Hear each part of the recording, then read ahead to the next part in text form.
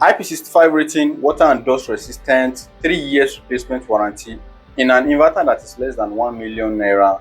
Sounds like a deal that is too good to be true, but it is. Mega 6 kilowatts Beve power inverter. We'll discuss the fantastic features of this unit, and we'll also discuss few things I think the manufacturers needs to work on. Welcome back to the channel. I'm Chief Surgeon from Inverter. Now let's start with what comes in the box with this inverter. We have the parallel cable, because of course this inverter accepts parallel connection, the MC4 connectors for your solar panels, the Wi-Fi dongle for remote monitoring, cable lugs for your battery cable, wall anchor for mounting the inverter, and also the inverter itself. This inverter is IP65 rated, which means it is dust tight and protected against water from any direction. It goes with any outdoor installation, carport installation, or any exposed utility area. Up top, we've got the LCD display with comprehensive live flow diagram. It has status LED for backup, grid, charge, fault, and simple 4-button navigation panel. Flipping it around and the port panel tells us how thoughtful this inverter unit is. There is a dedicated parallel port, DRMS, Wi-Fi and communication ports, battery positive and negative, gen input, second load output, and main load output, and also has a dual input PV port. Now let's go through the full spec sheet of this guy. Nominal voltage is 360 volts, maximum is 520 volts, and it ranges from 50 volts to 520 volts. Dual MPPT channel with 4500 watts each and 18 amps input current each. Full load MPPT ranges from 250 volts to 450 volts. Don't connect 100 volts and you'll be expecting MPPT performance from the charge controllers. You'll definitely be getting PWM performance, and maximum solar charging current is 135 amps. AC output is 220 volts, 230, 240 as usual, and it has a 26.1 amps input current.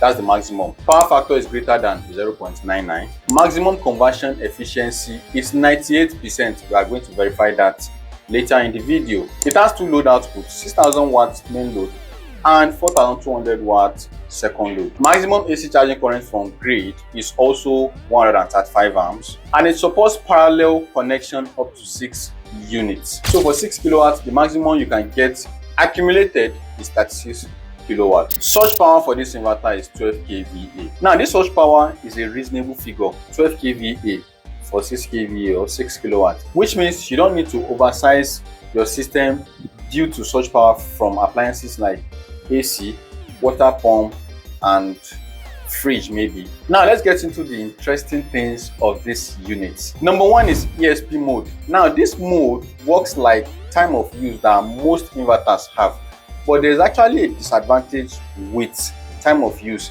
because I don't really think anybody uses that time of use. Time of use from inverters, you know, the time of use is such that it has time that you can set for the inverter to charge from grid, and you can also set the inverter to discharge at a specific time. So I get the time that you set for the inverter to charge from grid. You don't want the inverter to always charge from grid, but then I don't think there is any time that I will want my inverter to discharge. I don't think there is any specific time. I want my inverter to always discharge. I want 24 hours. I don't think there's anybody using inverter that will be giving a discharge time to their inverter. Now, ESP mode works a little bit different. When this mode is activated, the main load of this inverter, which is the 6000 watts, shuts down when the battery percentage reaches a level that you set it to. If you set ESP mode cutoff, you set it to, let's say, 50% SOC. In lithium mode, 50% SOC, that when your battery gets to 50% SOC, it should deactivate the main load. That's what it will do. Or you put it at 70% or 30%, it's going to deactivate the main load, which means the main load will not have an output. Only the second load will be working. It gets rid of use of external timer for loads that you say, okay, I want to power it during peak sun hour. So you won't need an external timer. All you have to do is that, okay, when my battery gets to 40% SOC, the main load should just trip off. All you need to do is connect fridge, AC, and any appliances that you know you want it to trip off at a specific battery percentage to that main load. And the ones you want to stay on 24 hours, it doesn't need to go off. You put them at second load. So that's the benefit of that ESP mode. Now this unit comes with a Wi-Fi dongle, which unlike most brands that will force us to buy Wi-Fi dongle separately in 2026, this unit actually gave us a Wi-Fi dongle, which is very tiny and very smart. It's almost as if it's not even there. It's unnoticeable. You can tell these people really want us to monitor their system remotely. The app UI of this inverter is very clean. All the information you are seeing on the physical LCD is mirrored on the app also, especially the error history, which if your inverter got damaged, you can easily go to the app and check what it is that damaged the inverter. What is the last history?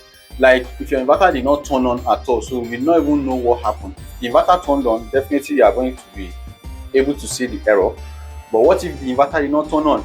This app, you can easily go to it and check the error history. You see what exactly happened before the inverter went dead. It supports parallel communication up to 6 units. I mean, an inverter of this price. This inverter has an inbuilt programmable overload trip, which means, again, you don't need an external output current protection, you know, the AVP that we usually use, because you can set the overload trip of this 6 kilowatt to as low as 500 watts, 2000 watts, 1000 watts, anywhere you set the overload trip to.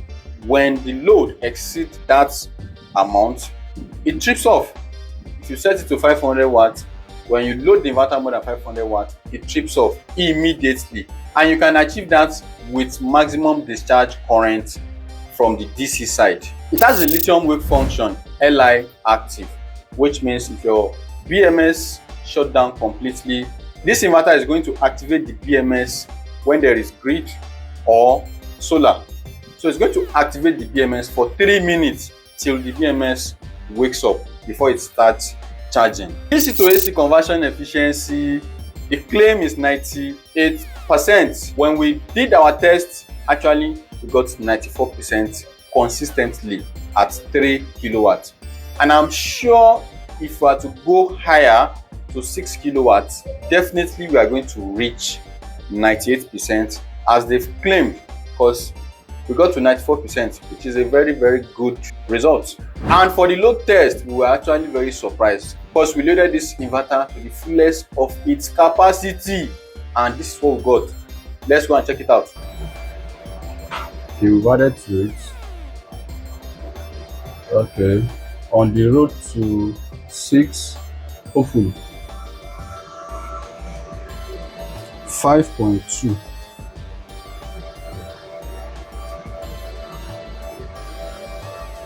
5.2 kilowatts.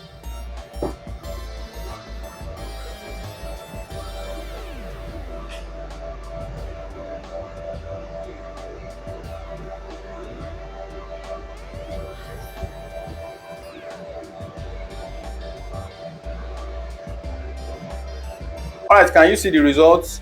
That's how good it handles load. And the warranty, 3 years replacement warranty, not repair. But there are some conditions, which is no physical damage, but it's 3 years replacement warranty. That's very massive. Now, with respect to the sweet features of this inverter, there are actually few things I don't enjoy about this inverter, and it's the app.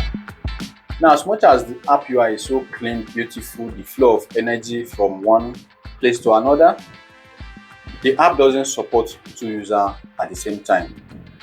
The installer needs to log out of the system before the end user can log in, and vice versa. 2 people need to be able to log into a system. One is the end user, the other is the maintenance company. So whatever is happening as the end user is seeing it, the installer too needs to be able to see it. So I don't know why the app is done like that. It's not so nice when we have an app that we can use to monitor, but I have to get to my client before I can check his phone and see what is going on with his system. If it's because of privacy, it can be made that the client will grant a specific set of permission to the installer, and since he's the admin and if he doesn't want to, then it's fine. But at least those options should be there. I think that can be fixed with a little software update, or they should at least make it come to us faster. Now the second one is the battery terminal passage on this inverter.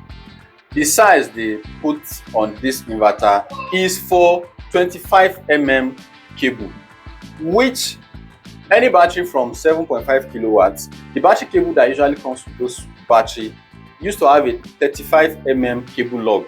This one here is sized for 25 cable lug, which means I have to change the cable lug that is entering this place to 25 The cable lug from the inverter that is inside the inverter is actually for this purpose, but not everybody has a professional or a standard hydraulic crimper. So sometimes it's just easy to just use the cable as it is. That 25 passage, if the installer does not have a crimper and just wants to use the battery, they will be forced to remove this rubber, which the moment we remove the rubber, the IP65 feature is gone. I think it's better they adjust this thing to at least 35 And lastly is the fact that Beve now has a lot of IP65 inverters, but we don't have IP65 batteries to use with this inverter, which means when I want to use my inverter with my IP65 feature, I need to go and buy another brand of battery to use. I want to use a uniform brand, to make everything beautiful. So I think that is worth consideration. I know it's definitely coming, but we'll appreciate it if it comes faster. So what do you guys think about Beve Power? Which of their products have you been using? Drop your thoughts in the comment section, and if you have any complaint, also drop them in the comment section. I'll try as much as possible to address anything you have. If you are new to the channel, a sub to the channel would be resourceful. Don't forget to share, like, and turn on the notification bell. Bye.